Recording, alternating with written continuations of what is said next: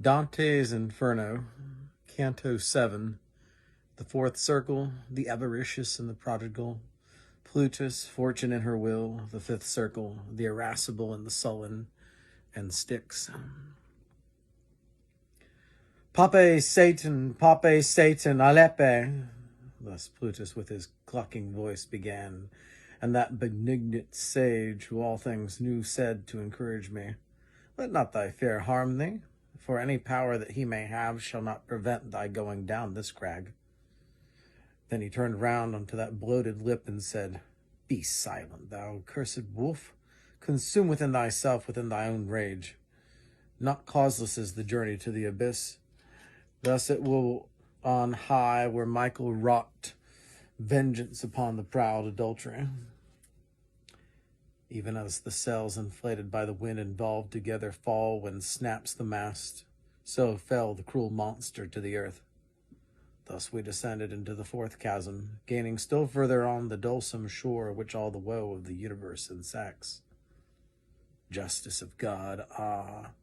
Who heaps up so many new toils and sufferings as I beheld, and why doth our transgression waste us so? As doth the billow thereupon Charybdis, that breaks itself on that which it encounters, so here the folk must dance their roundelay. Here sigh people more than elsewhere many, one on one side and the other, with great howls rolling weights forward by main force of chest. They clashed together, and then at that point each one turned backward, rolling retrograde, crying, why keepest and why squanderest thou? Thus they returned along the lurid circle on either hand unto the opposite point, shouting their shameful metre evermore. Then each, when he arrived there, wheeled about through his half-circle to another joust, and I, who had my heart pierced as it were, exclaimed, my master, now declare to me what people these are, and if all were clerks, these shaven crowns upon the left of us. And he to me, all of them were a squint in intellect in the first life, so much that with measure they no spending made. Clearly enough their voices bark it forth, whene'er they reach the 2 points of the circle, where sunders them the opposite defect. Clerks those were who no hairy covering have on the head, and popes and cardinals, in whom doth avarice practice its excess. And I, my master, among such as these I ought forsooth to recognize some few who were infected with these maladies. And he to me, vain thought thou entertainest. The undiscerning life which made them sordid now makes them unto all discernment dim. Forever shall they come to these 2 buddings. These from the sepulchre shall rise again with the fist closed, and these with tresses shorn. Ill-giving and ill-keeping the fair world hath ta'en from them, and placed them in this scuffle. Whate'er it be, no words adorn I for it. Now canst thou, son, behold the transient farce of goods that are committed unto fortune, for which the human race each other buffet. For all the gold that is beneath the moon, nor ever has been, of these weary souls could never make a single one repose. Master, I said to him, now tell me also, what is this fortune which thou speakest of, that has the world's goods so within its clutches? And he to me, O creatures imbecile, what ignorance is this which doth beset you? Now will I have thee learn my judgment of her. He whose omniscience everything transcends, the heavens created, and gave who should guide them, that every part to every part may shine, distributing the light in equal measure, he in like manner to the mundane splendors ordained a general mistress and guide, that she might change at times the empty treasures from race to race, from one blood to another, beyond resistance of all human wisdom. Therefore one people triumphs, and another languishes in pursuance of her judgment, which hidden is, as in the grass a serpent.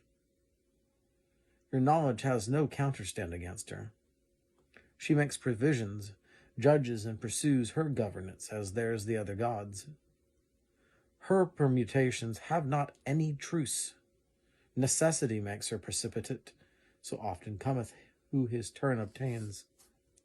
And this is she who is so crucified even by those who ought to give her praise, giving her blame amiss and bad repute. But she is blissful, and she hears it not. Among the other primal creatures, gladsome she turns her sphere, and blissful she rejoices. Let us descend now into greater woe. Already sinks each star that was ascending when I set out, and loitering is forbidden. We cross the circle to the other bank, near to a fount that boils and pours itself along a gully that runs out of it.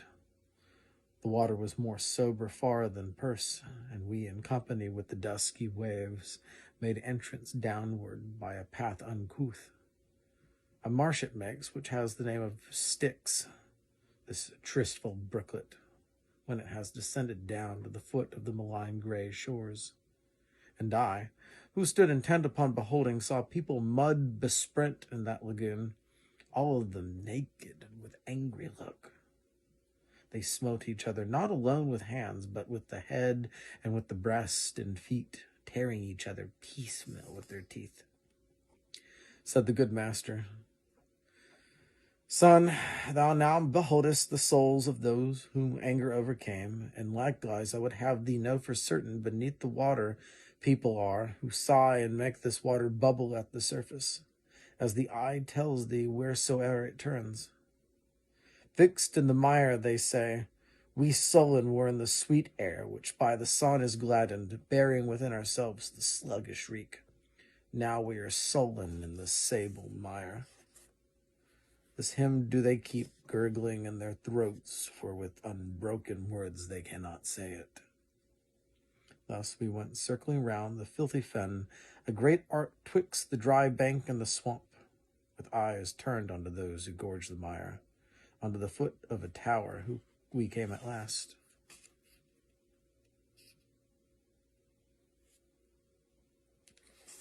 So again, we're starting to see more of the justice of Dante. We see, amongst other things, the two things that stick out to me in this chapter is the Lady Fortune, the Lady Fate, the Lady Destiny.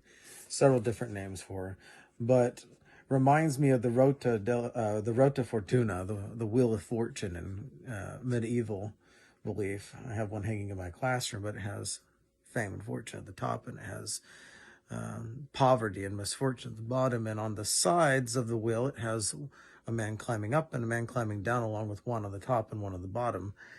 And the point some people may be trying to make is to get to the top, but there are as many problems at the top as there are at the bottom, and of course the in-between.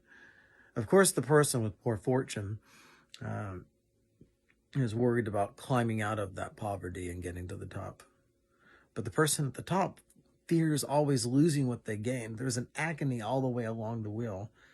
And that's what he's talking about here, is that those who ought to bless fortune for her having helped them don't, because they curse the moment that their time comes to go back down the wheel, instead of simply accepting and being grateful for the time they were given.